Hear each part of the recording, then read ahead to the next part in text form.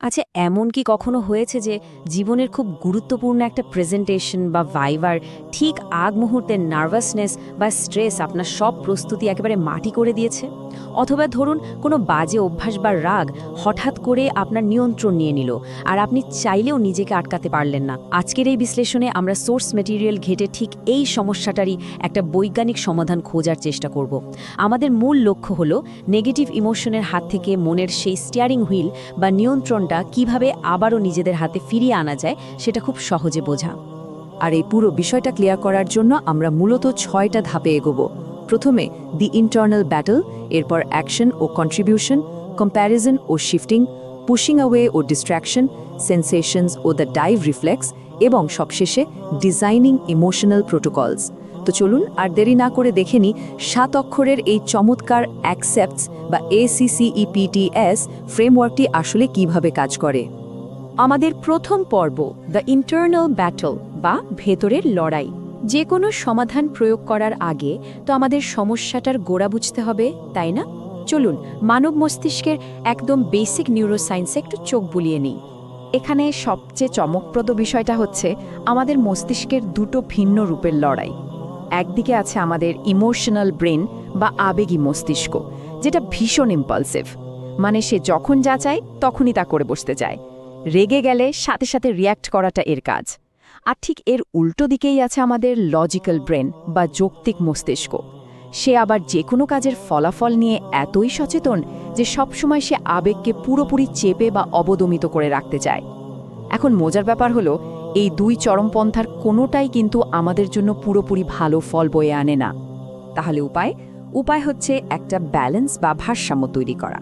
আর ঠিক এখানেই আমাদের কাঙ্ক্ষিত লক্ষ্য হিসেবে এন্ট্রি নেয় দ্য ওয়াইজ ব্রেইন বা প্রজ্ঞাবান মস্তিষ্ক। এটা এমন একটা দারুণ মানসিক অবস্থা যেখানে আবেগ আর যুক্তির একদম নিখুঁত একটা ব্যালেন্স থাকে। সমস্যা হলো, যখন তীব্র কোনো আবেগ আমাদের উপর ভর করে, তখন ইমোশনাল ব্রেইন ওই স্টিয়ারিং হুইলটা দখল করে নেয়। ওই ইমোশনাল ব্রেইনের কাছ থেকে নিয়ন্ত্রণটা ছিনিয়ে এনে ওয়াইজ ব্রেইনের কাছে হস্তান্তর করতে হলে আমাদের মাঝখানে কিছুটা সময় গ্যাপ তৈরি করতে হবে। এটা একদম মাস্ট। তো চলে আসছি দ্বিতীয় পর্বে, অ্যাকশন অ্যান্ড কন্ট্রিবিউশন। এই ভীষণ প্রয়োজনীয় সময়ের গ্যাপটুকু আমরা কিভাবে তৈরি করব? এখানেই কাজে আসবে আমাদের অ্যাকসেপ্ট ফ্রেমওয়ার্কের প্রথম দুটো অক্ষর। ফ্রেমওয়ার্কের একদম প্রথম অক্ষর এ দিয়ে বোঝায় অ্যাক্টিভিটিস বা শারীরিক কার্যকলাপ। শুনলে হয়তো অবাক হবেন, দীর্ঘ 25 বছরের ডেটা নিয়ে করা একটা মেটা অ্যানালাইসিসে দেখা গেছে যে স্ট্রেস বা রাগের মুহূর্তে মাত্র কয়েক মিনিটের একটা ছোট শারীরিক ব্যায়াম আমাদের স্ট্রেস লেভেল তাৎক্ষণিকভাবে পুরো 25% কমিয়ে দিতে পারে। চিন্তা করতে পারেন, ঘর গোছানো থেকে শুরু করে সামান্য 10 মিনিট হাঁটা, যে কোনো অ্যাক্টিভিটি এ সময় একদম জাদুর মতো কাজ করে। আর জানেন তো, বিষয়টা খুব সুন্দরভাবে মিলে যায় আমাদের প্রাচীন প্রজ্ঞাগুলোর সাথে। রাগ নিয়ন্ত্রণের ক্ষেত্রে প্রাচীন নবীদের একটা খুব পরিচিত নির্দেশনা ছিল, কেউ রেগে থাকলে সে যদি দাঁড়িয়ে থাকে তবে সে যেন বসে পড়ে, আর বসে থাকলে যেন শুয়ে পড়ে। আধুনিক বিজ্ঞানও কিন্তু আজ ঠিক এই কথাটাই বলছে। আমাদের শারীরিক অবস্থার এই সামান্য পরিবর্তন মুহূর্তের মধ্যে আবেগের তীব্রতাকে অনেকটা কমিয়ে আনে। এবার আসি ফ্রেমওয়ার্কের প্রথম সিতে, মানে কন্ট্রিবিউটিং বা অন্যের জন্য কিছু করা। ধরুন খুব স্ট্রেসের সময় আপনি কোনো আত্মীয়কে ফোন করে একটু কুশল বিনিময় করলেন বা কাউকে দেখে একটু হাসলেন। জানেন তখন ভেতরে কি হয়? আমাদের প্যারাসিম্প্যাথেটিক নার্ভাস সিস্টেম সাথে সাথে অ্যাক্টিভেট হয়ে যায়। মস্তিষ্ক তখন অক্সিটোসিন আর ডোপামিনের মতো সব পজিটিভ নিউরোট্রান্সমিটার রিলিজ করতে থাকে। আর ঠিক তখনই কর্টিসলের মতো স্ট্রেস হরমোনের মাত্রা থপ করে নিচে নেমে যায়। মানে অন্যের উপকার করাটা আসলে বৈজ্ঞানিকভাবেই নিজের মনকে শান্ত করার অন্যতম সেরা একটা উপায়। এবার পর্ব 3, কম্প্যারিজন অ্যান্ড শিফটিং। ফ্রেমওয়ার্কের এই পর্যায়ে আমরা দ্বিতীয় সি এবং ই নিয়ে কথা বলবো, যেখানে আমরা দেখব দৃষ্টিভঙ্গি পাল্টে কিভাবে একটা আবেগকে অন্য একটা আবেগ দিয়ে রিপ্লেস করে দেওয়া যায়। দ্বিতীয় সি হলো কম্প্যারিজন বা তুলনা করা। সাধারণত আমরা বলি তুলনা করলে মন খারাপ হয়, তাই না?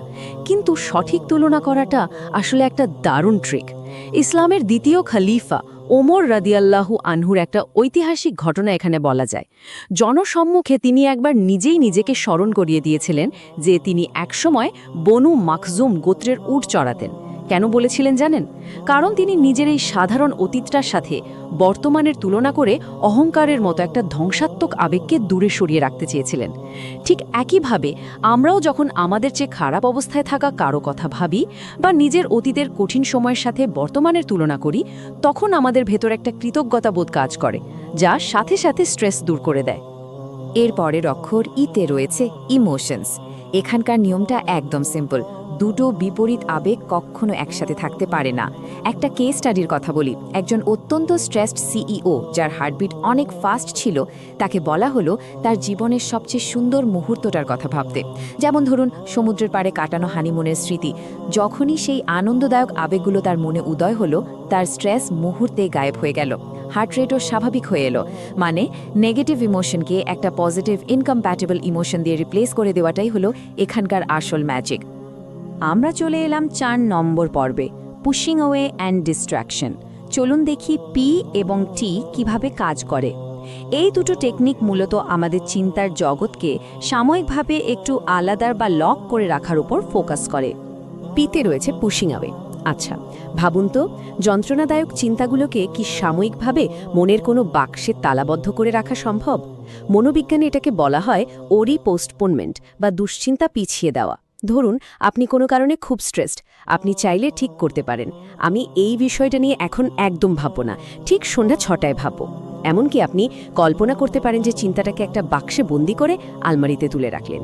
এই যে সাময়িক একটা ডিট্যাচমেন্ট মস্তিষ্ককে ওই মুহূর্তের জন্য স্বাভাবিক অবস্থায় ফিরিয়ে আনতে এটা কিন্তু দারুণ কাজ করে। এরপর আসছে টি, মানে থটস বা চিন্তার খেলা। যখন স্ট্রেস আপনার পুরো মনোযোগ কেড়ে নিতে চায়, তখন মস্তিষ্ককে একটা জটিল গাণিতিক কাজে ব্যস্ত করে দিন। যেমন 100 থেকে উল্টো দিকে 7 বিয়োগ করে করে গোনা, 93, 86, 79 এভাবে। এই জটিল কাজটা করার সময় ব্রেইনের এত বেশি প্রসেসিং পাওয়ার দরকার হয় যে ইমোশনাল ব্রেইন তার নেগেটিভ আবেগগুলো প্রসেস করার ক্ষমতাটাই হারিয়ে ফেলে।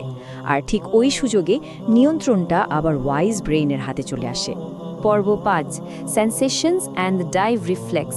আমরা ফ্রেমওয়ার্কের একদম শেষের অক্ষরে চলে এসেছি, এস। এখানে আমরা মানবদেহের ভেতর লুকিয়ে থাকা এমন একটা অসাধারণ বায়োলজিক্যাল মেকানিজমের কথা জানব যা সত্যি আপনাকে চমকে দেবে। Stands for সেন্সেশনস।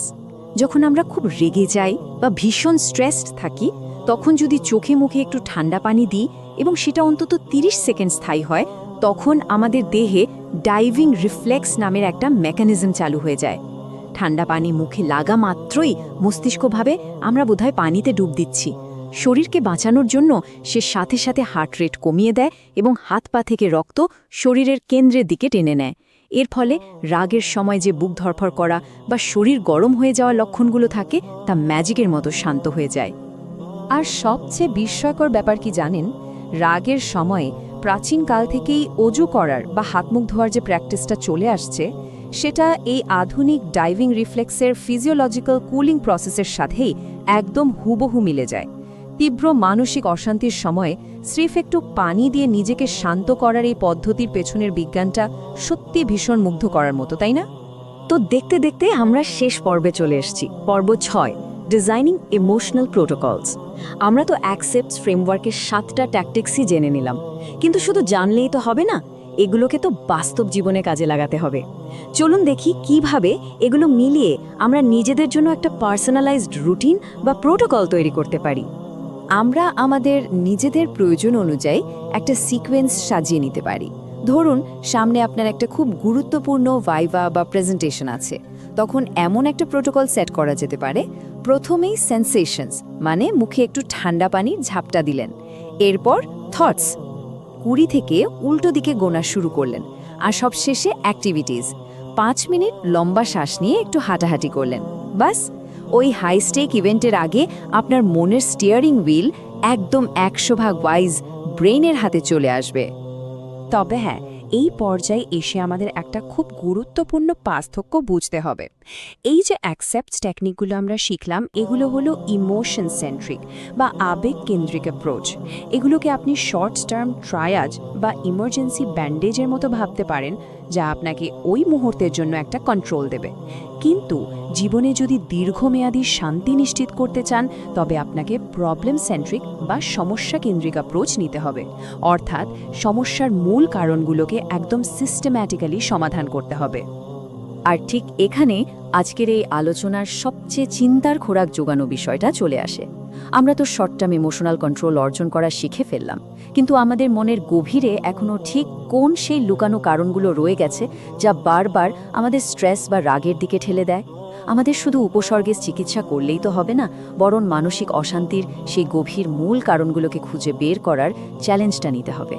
কি মনে হয়, আমরা কি প্রস্তুত সেই চ্যালেঞ্জ নিতে? আশা করি আজকের এই বিশ্লেষণ মানসিক নিয়ন্ত্রণের এই দারুণ যাত্রায় আপনার জন্য অনেক বড় একটা হাতিয়ার হিসেবে কাজ করবে।